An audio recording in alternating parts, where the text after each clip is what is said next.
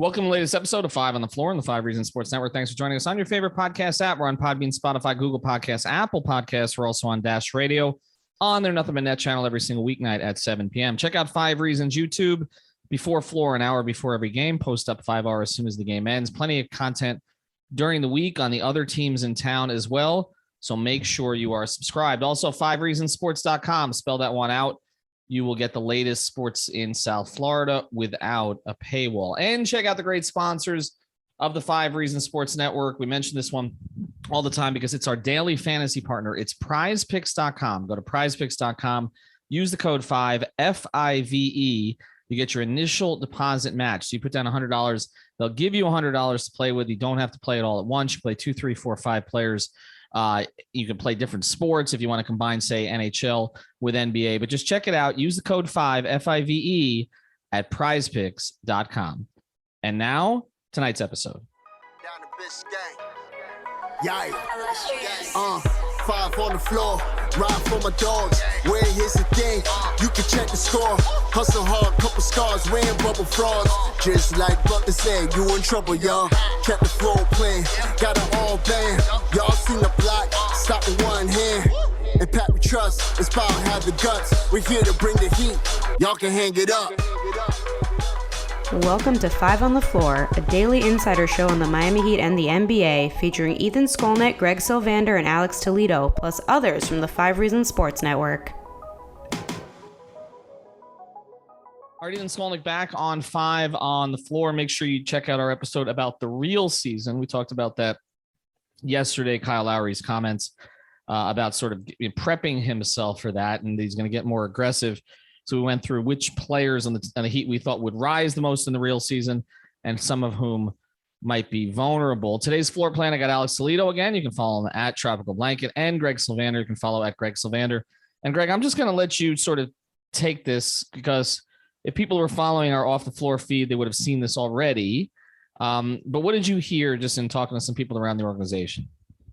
Yeah, I was texting back and forth today, just getting a pulse check on things. And I thought it to be interesting when I referenced what was going on at the bottom of the playoff bracket and the 7-8 stuff and the play-in. I found it really interesting that this person said that the Heat aren't even really watching what's happening down there. They're not concerned with who ends up in 8 and who ends up in the play-in or anything related to that. They're also not concerned with who ends up at 4 or 5 and who they may see in the second round. Like, they're not factoring that into anything that they're like monitoring in terms of the standings. What they are focused on is that 1 seed. They think that that's very important. And I mean, I guess that's pretty obvious, but that's where their focus is. They want to lock in the 1 seed. They do not care about matchups. I even said, okay, we're going to go Brooklyn first round, Milwaukee second round. They said, if that's how it shakes out and Miami has home court, bring it on. So like, to me, it was an encouraging, text exchange, but also interesting because as you watch what's happening, it's so damn close down there that they may not know who they're going to play until the last day of the season. Well, and I think what you said about it may seem weird. It may seem weird only to sort of the fans who get obsessed about these kind of things and also who have some doubts about this team, because I think to be concerned about who you're going to play. If you've been one of the top 5 teams in the league, okay, and you finish first in a very competitive Eastern Conference, which means you're going to have to win at the least, 52, 53 games, okay? If you've done that all year and yet you are worried about who might pop in at the 8 spot, you don't believe in what you have. I mean, it's the same matter with the fans also. And I guess I'll just go to you, Alex. This raises this question leads to the next question, because if you've decided that your goal here is the number 1 seed, okay, there is a bit of a debate that comes in there, because how hard are you going to go for that at the end of the season? So if you're more concerned as just the number 1 seed in the home court, which seems to me like the most valid goal, instead of, okay, sort of manipulating a situation to avoid a team you don't want to play in the first round, well, then how does the fact, Alex, that some of these guys are going to need rest, okay, maybe it's not wise to push some of the minutes. How does that play in here if number 1 seed is everything?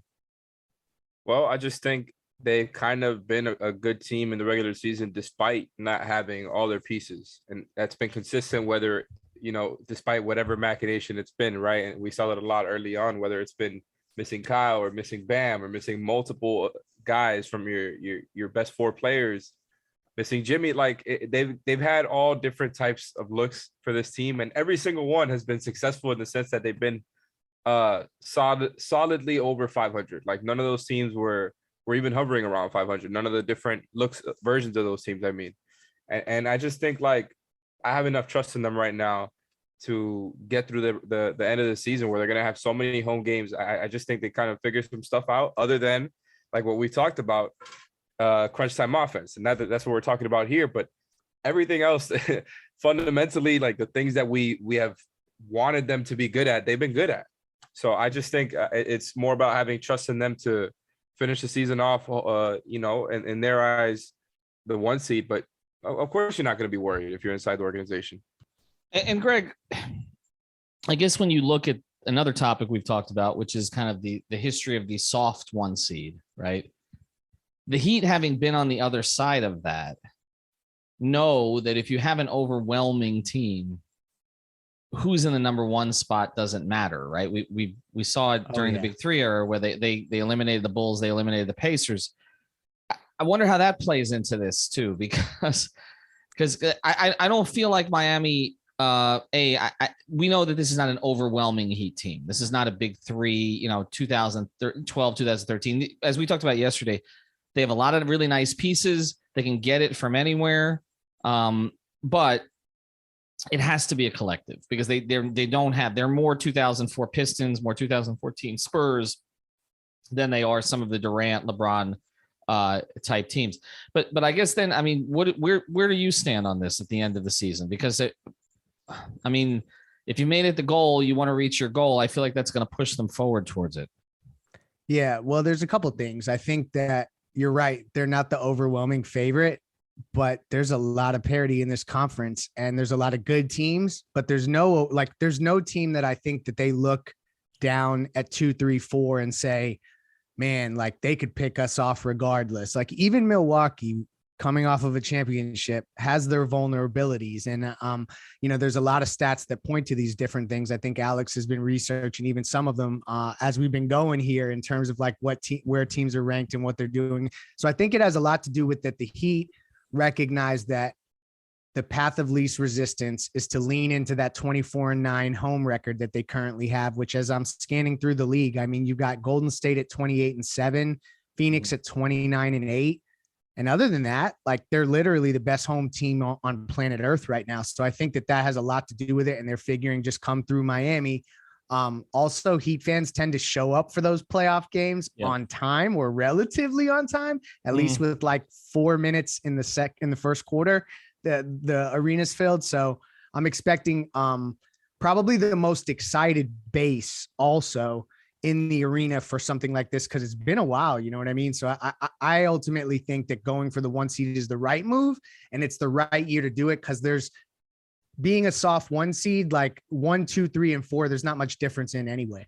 Yeah, I know. I get it. It could be a margin, and the margin could be being at home. All right. So we're going to go through, when we come back here, we're going to go through some of those teams at the bottom. Should they be positioning in any way? Is there even a reason to lean? Before we do, I want to tell you about another great sponsor, 5 Reasons Sports Network. This one is local here, as so many of them are. All right. If you are a South Florida property owner with an insurance claim, if you're dealing with water, mold, or fire damage, you got to find a reputable, fully licensed, insured, and certified contractor. You got to check out Water Cleanup of Florida. They're here for you 24 hours a day. When a disaster strikes in your home or business, you need specialized, fast, and reliable services. Water Cleanup of Florida understands the impact and stress that an unexpected disaster may cause. So they'll take you through the entire process. They'll make sure it's painless and hassle-free, and they've got over 60 years of combined experience to do that. So reach out to Michael, Robert, and the rest of the team. You can call Michael at 954-579-0356, 954-579-0356. Water Cleanup. If you've got the schmutz, they got the guts. All right, let's have the guts to make some sense of the bottom of the East a little bit, because Greg, as you're talking about them going for the 1 seed, one of the advantages is you technically should play the worst team to make the playoffs. It's not necessarily this year going to be the worst team to make the playoffs. All right. So the possibilities, if the Heat get to 1, they, again, to go over the play-in again for those who don't necessarily get it because it hasn't been going on here that long. The 7 plays the 8 for the 7 spot. Okay. The loser of that game plays the winner of the game between the 9 and the 10. The reason this has any significance at all to the Heat, of course, is who they might play if they were the 1 seed. And if you have a situation where Brooklyn finishes in the 8 or the 7, it's pretty much the same thing. The Heat are vulnerable to playing them in the first round. Okay. In a case of Brooklyn being the 7 seed going in, it would mean a loss in that game against the 8 seed, whoever it may be, Toronto, Cleveland, etc., and then a win against whoever the 9 or 10 would be. Or if they're the 8 seed, it would I'll go the other way. Either way, it's the same thing, right? Okay, so that's essentially what you're looking at, and this is a very reasonable possibility. All right, I know you say, Greg, that they shouldn't fear the Nets at all, and I'll go to you, and then I'll go to Alex right after this. But wouldn't you? I mean, if you had a choice, right? If you had a choice, yeah. Oh yeah, we're avoiding Brooklyn. Listen, I am the cockiest of cocky Heat fans, but I'm not crazy. Like the best case scenario is Brooklyn moves up to 7 and gives Philadelphia or Milwaukee hell in the first round. And Miami is matched up with a Toronto team. Like, I think that or Cleveland, if Cleveland drops, I mean, Cleveland's 3-7 in their last 10. I don't know what the hell's going on when Jared Allen will be back. So like, that's a weird situation. So it could end up being Cleveland. I like the Toronto or Cleveland matchups better than Brooklyn. But again, like with home court, I don't think that you're going to run from any of them. And I say that not being like, the Homer fan. Like, I just think if you've got the 1 seed and like we said earlier, you've played all year for it and you've been at the top of the conference basically all season, why the hell are you running? But ultimately, give me Cleveland or Toronto if I can have them. Alex, I saw you, your facial expression there with Greg was talking about avoiding or not avoiding Brooklyn. Explain. Oh, no, I was just, it's hard not to agree, I like I said before, if I was a part of the organization, I completely get it. I would not be worried about it at all. Like, if you get the Nets, you get the Nets. And it's what happened last season with the Bucks. Like, they did not care, right? I mean, at least I think so. I don't know anything, but that's what it seems like. I think this season, if it happens, it happens. But you got to hope it doesn't, right? Like, you don't want to go against Kevin Durant. Like, you go and you get the 1 seed, and it's not something that is the biggest deal in the world, but it doesn't happen all the time. And usually it's an indicator of a really good team. And look, man, you're going to have to go against a lot of really good teams along the way. Usually in the first round, if you're the 1 seed, you get like the Orlando Magics of the world. Yeah. You're going to get Kevin warm Durant, up, right? Kyrie in the first round. Like, come on, let's not be too cool. Like, if it happens, it happens. We know that's their mentality, but let's be real about it. You should not want that. No, you shouldn't. I know obviously that there are going to be some Heat fans who just kind of want to prove a point.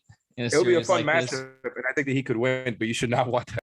It's a lot more interesting. I mean, the Heat have had some first round series that, on paper I had to sort of make feel important. I remember the Heat playing Charlotte, okay, during the big 3 years. It's like, how am I going to make this? I got Al Jefferson. I got to make interesting. Good luck with that. So I do, as a former journalist, okay, and somebody with, a network here, Heat Nets is the play, because that would be a fascinating week or two. And it's like, if you want to shut people up, that's a good way to do it. But I think ultimately you would rather take a nice little quiet win against the Toronto Raptors team that nobody expected to be anything this year, which lends to this point. And before we get to it, do want to mention one more sponsor here. It's our friends over at Therapist Preferred. Use the code 5RSN for all your premium CBD, whether it's a tincture, the gummies, or the sports cream. You get 25% off at Therapist Preferred. Let's go to it. So let's just say let's just isolate here to Toronto. I think everybody would assume the Heat would like to play Charlotte, okay, or maybe Atlanta, but just isolate to these two, all right? And each of you pick one, unless you're going to pick the same one. Cleveland and Toronto. Who would you rather see? Cleveland, 100%. Bring their asses on all day. Alex is going to give a long technical answer on why it's Toronto, right? Or go. Which one is it? I actually lagged during the question. All I heard was Leif's answer, so I don't know what you asked. Well, what he said, Cleveland, bring their asses on, which was very succinct and to the point and non-strategic. I'm just asking you. The question was, which team would you rather see if you're the one? Cleveland, Toronto.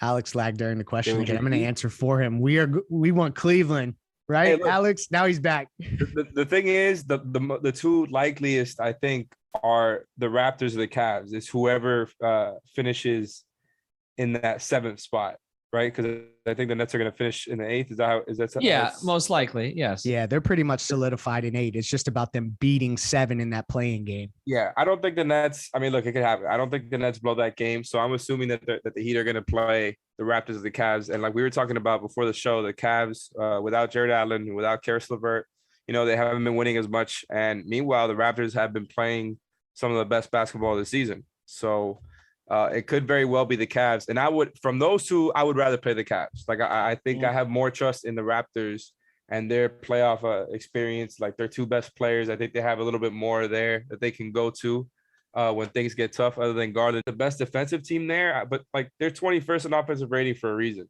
James Harden's 2-7. That's funny. You guys were lagging through the entire thing, so I don't know what either of you said. You know what? We're going to close this episode and come back the next day. Thanks to our sponsors. Alex was talking. Greg came back with 2 words, and that was it. I'm not really sure. Alex, make sense of this. Make sure you cut out all my flubs. All right. Therapistford.com. Use the code 5RSN. PrizePicks.com. Use the code 5. And Water Cleanup in Florida. We've got the guts and the schmutz today. Have a good night. Thank you for listening to the 5 on the Floor on the 5 Regional Sports Network.